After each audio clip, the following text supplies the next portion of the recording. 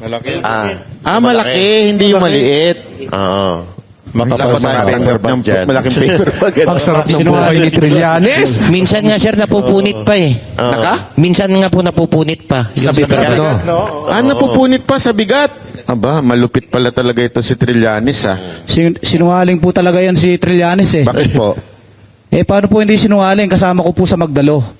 Biro mo nung tinanong siya ni Ma'am Jessica Soho na pumaliktad daw ako. Nung time po na yun sa Oakwood, pinababa po kami ng junior officer niya. Marami po kami pinababa nun. Tapos sinabi niya po na bumaliktad daw kami. Nakulong po ako ng 2 taon. Nalagasan po ako ng 3 rangko na pinaghirapan ko pong spot promotion sa Mindanao yun. Kasi naniwala kami sa kanya. Naghirap po yung pamilya ko noon. Kaya wag niyang sabihin na bumaliktad ako. Napakasinungaling niya talaga.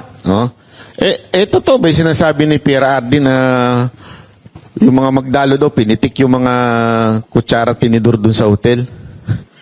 Hindi po totoo yun. Actually, yung building na yun, walang nawala po yun. Kasi kami po mismo, pinaglaban namin yung corruption noon sa loob ng armed forces po noon. Kaya naniwala kami sa kanya noon.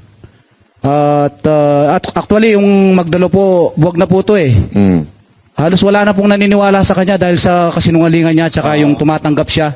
Siya mismo ang gumawa ng ganyan. Ang pinaglaban namin is corruption. Anong pakiramdam mo nung siya ang unang-unang dumideny kahit alam nyo may na-deliveran? Di ba, unang-una, nagdemanda ka? Siyempre, po ako nasasaktan ako bakit nagawa niya yun. Samantala yung pinaglaban namin, corruption. Tapos ngayon, siya mismo ang gumagawa.